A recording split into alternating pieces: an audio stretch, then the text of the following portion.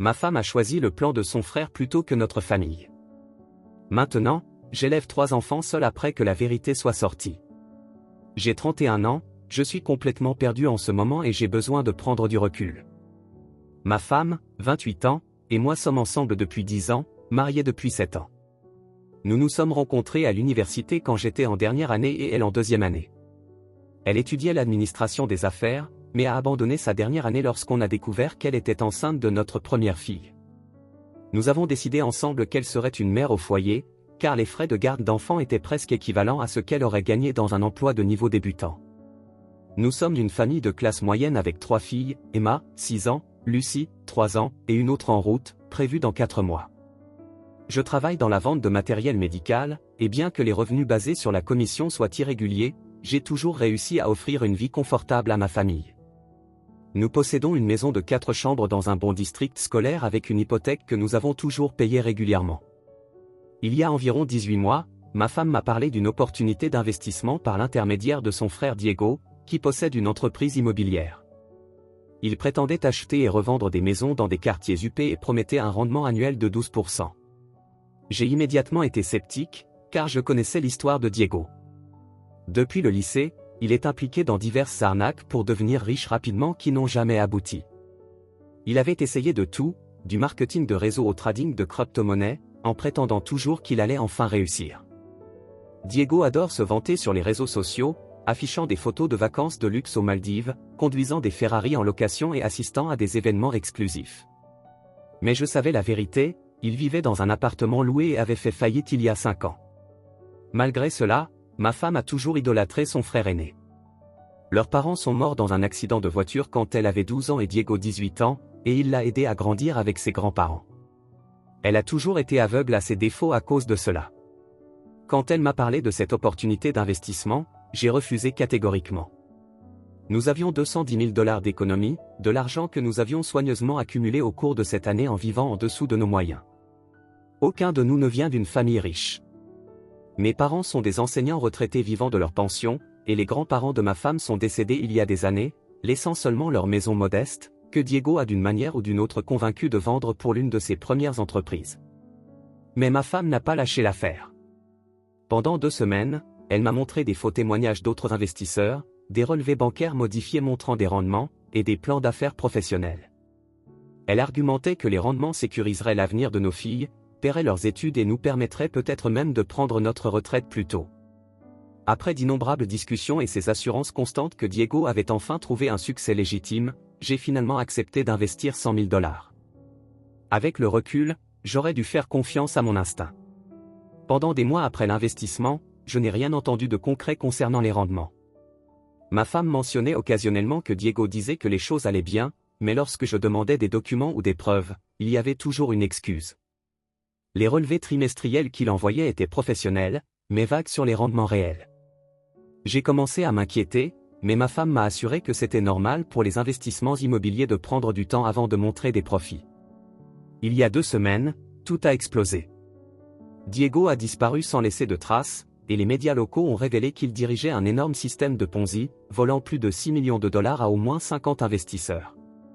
Beaucoup étaient des amis et de la famille qui lui faisaient confiance à cause de sa personnalité charismatique et de son style de vie apparemment réussi.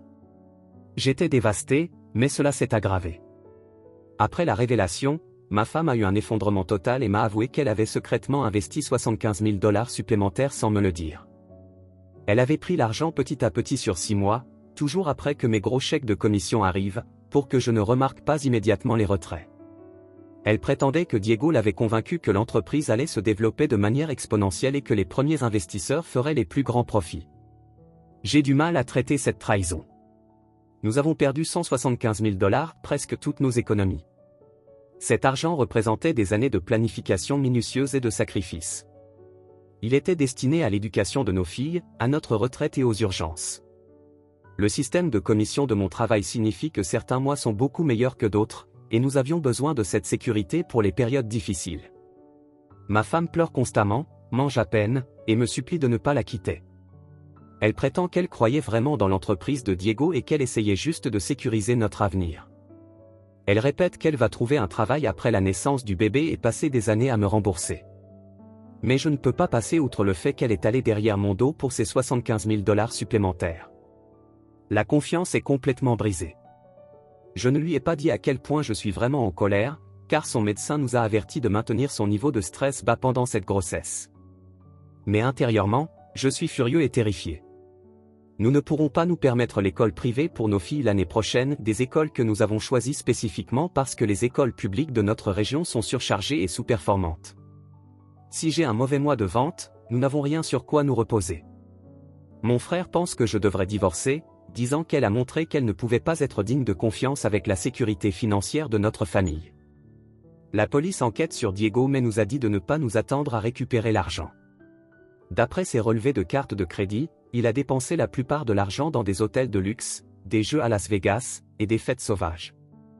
Mes beaux-parents, la tante et l'oncle de ma femme, qui l'ont aidé à grandir, sont dévastés et honteux, mais ils ne peuvent pas nous aider financièrement, ils ont perdu 250 000 $ dans son arnaque, tous leurs fonds de retraite. J'aime ma femme et notre vie ensemble, mais je ne sais pas comment aller de l'avant après ça.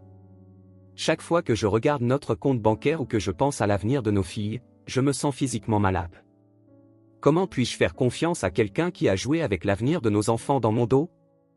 Comment expliquer à nos filles qu'elles doivent quitter leurs amis et leurs écoles parce que maman a donné tout notre argent à Diego? Je suis perdu et j'ai besoin de conseils. Mise à jour 1. La situation s'est considérablement aggravée depuis mon dernier post. Ce qui a commencé comme une perte financière dévastatrice s'est transformé en quelque chose de bien plus sinistre. L'enquête de la police sur le frère de ma femme, Diego, a révélé qu'il ne se contentait pas de diriger un système de Ponzi, il était activement impliqué dans le blanchiment d'argent pour des personnes extrêmement dangereuses liées à la criminalité organisée. Ma femme a finalement craqué hier soir et a avoué quelque chose qui m'a glacé le sang. Elle savait depuis 6 mois pour les liens criminels mais est restée silencieuse parce que Diego avait menacé notre famille. Elle m'a montré des dizaines de messages menaçants de sa part, exigeant encore plus d'argent. Les 75 000 $ supplémentaires qu'elle a investis n'étaient pas juste une mauvaise décision ou une foi aveugle en son frère, elle était sous chantage. Selon elle, Diego a commencé à envoyer des menaces il y a environ 6 mois, lorsqu'elle a demandé pourquoi il n'y avait pas de retour sur notre investissement initial. Il a prétendu s'être impliqué avec des gens dangereux qui s'en prendraient à notre famille si elle ne continuait pas à lui envoyer de l'argent. Il lui envoyait des photos de nos filles à l'école et devant leurs cours de danse pour prouver qu'il nous surveillait. Je suis déchiré entre la sympathie pour ma femme, manipulée par son propre frère, et une colère immense qu'elle ne m'ait pas parlé des menaces. Nous aurions pu aller à la police ensemble il y a des mois.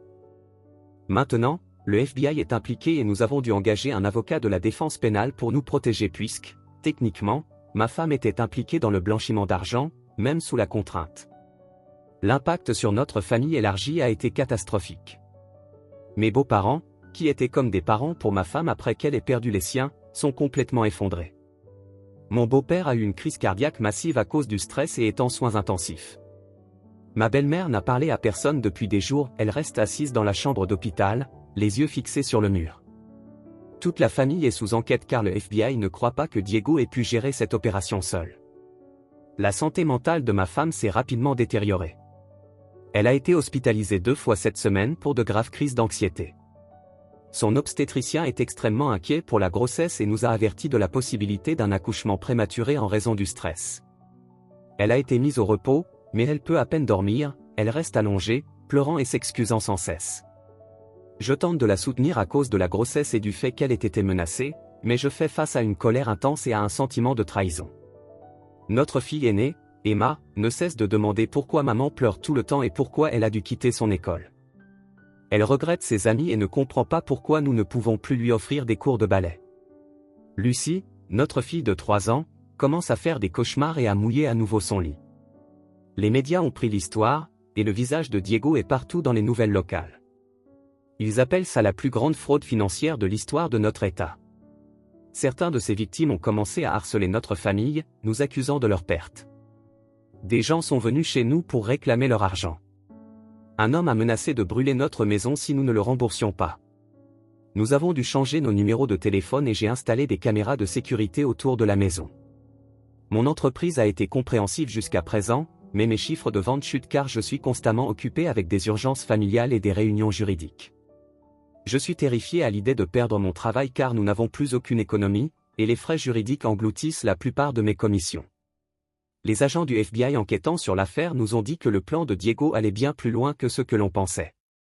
Il ne se contentait pas de voler de l'argent à des amis et à la famille, il utilisait l'entreprise immobilière pour blanchir de l'argent pour un cartel de drogue. Ils ont trouvé des preuves de virements bancaires vers des comptes au Mexique et croient qu'il a pu s'y réfugier. Les enquêteurs ont également révélé que Diego filmait ses réunions avec les investisseurs et stockait les vidéos comme levier. Ils ont trouvé des vidéos de ma femme pleurant et suppliant qu'il nous rende notre argent, et lui la menaçant de faire du mal à nos filles si elle allait à la police. Voir ces vidéos a brisé quelque chose en moi, voir ma femme terrorisée par son propre frère pendant que j'étais complètement ignorant. Nous avons été assignés à un défenseur des victimes dans le cadre du programme d'assistance aux victimes du FBI, et il nous aide à créer un plan de sécurité au cas où les associés criminels de Diego chercheraient à se venger. Nous pourrions devoir déménager et changer nos noms si la situation s'aggrave. L'idée de déraciner nos filles et de recommencer ailleurs est accablante, mais leur sécurité doit passer en priorité. Je ne sais toujours pas si je peux sauver mon mariage après tout ça. Oui, ma femme a été menacée, mais elle a eu plusieurs occasions de me dire la vérité avant que ça ne devienne aussi grave. Comment puis-je à nouveau avoir confiance en son jugement? Comment savoir qu'elle ne cachera pas d'autres secrets dangereux à l'avenir? Je l'aime, mais je ne suis pas sûr que l'amour soit suffisant maintenant. Mise à jour 2. La situation a complètement explosé. Le FBI a retrouvé Diego au Mexique et l'a extradé pour qu'il fasse face aux charges.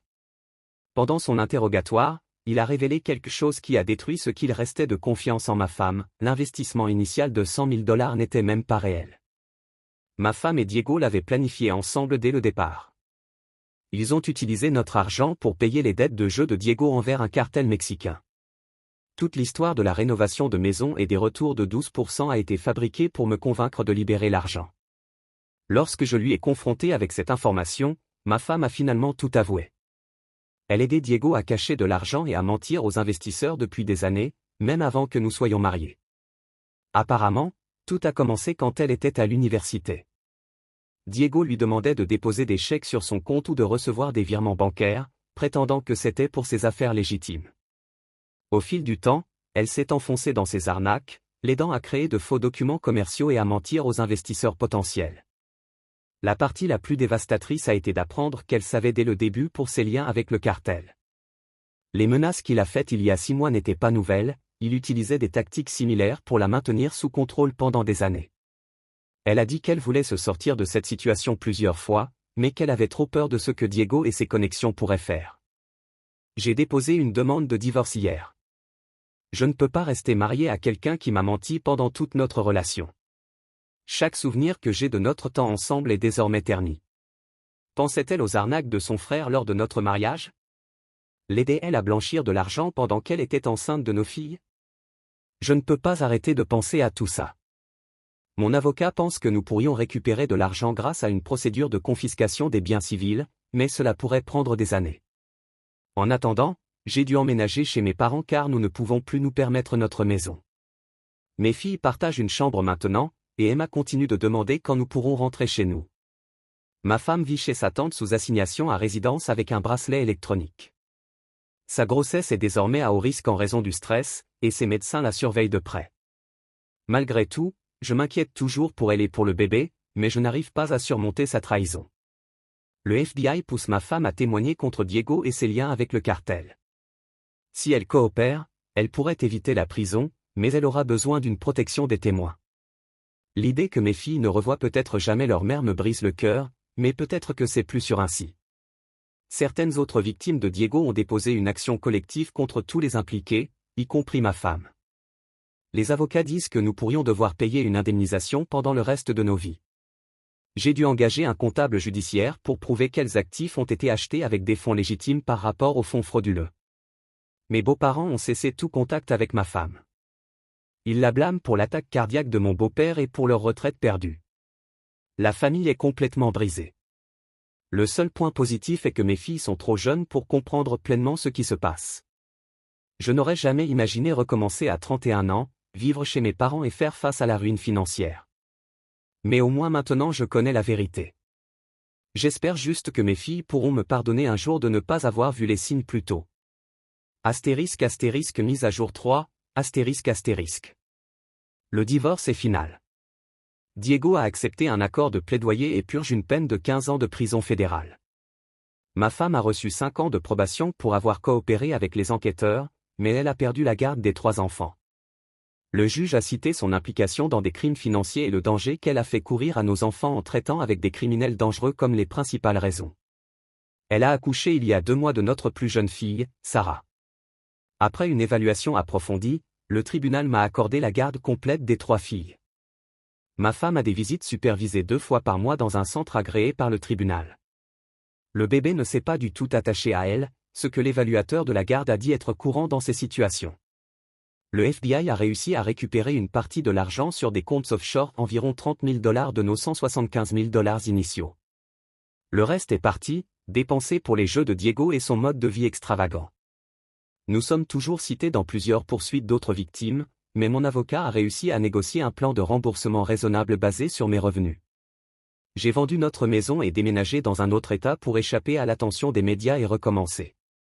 Mon entreprise m'a transféré à leur bureau ici, ce qui a été un immense soulagement.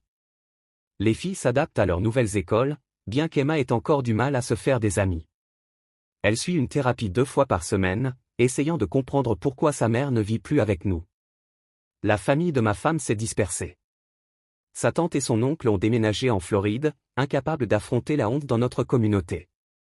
La femme de Diego a divorcé de lui et a emmené leurs enfants en Californie. Ma femme vit seule dans un petit appartement près du centre de visite supervisé, travaillant comme caissière pour payer ses frais juridiques. La partie la plus difficile est de voir mes filles lutter. Emma est assez grande pour comprendre une partie de ce qui s'est passé et se sent trahie. Lucie se souvient à peine de sa mère maintenant mais souffre d'anxiété de séparation. Sarah, le bébé, ne saura jamais comment notre famille était avant que tout ne s'effondre. J'ai commencé à sortir avec quelqu'un récemment, principalement parce que mon thérapeute a suggéré que les filles aient un modèle féminin positif dans leur vie. C'est étrange d'être père célibataire à 31 ans, mais je m'en sors. Mes parents ont déménagé près de chez moi pour m'aider avec les enfants, ce qui a été une bénédiction. Les liens avec le cartel me préoccupent encore parfois. Le FBI dit que le témoignage de Diego a permis de faire tomber plusieurs acteurs clés, mais je vérifie encore les caméras de sécurité chaque nuit. Nous avons changé de nom par précaution, et les écoles des filles ont des protocoles de sécurité stricts sur qui peut les récupérer. Je n'aurais jamais imaginé que ma vie serait ainsi, mais nous y sommes. Du moins, mes filles sont en sécurité maintenant, et c'est ce qui compte le plus. Parfois, je me surprends à regretter la famille que nous étions, mais je me rappelle que tout était basé sur des mensonges. Nous construisons quelque chose de nouveau maintenant, quelque chose de vrai. C'est plus difficile, mais c'est réel.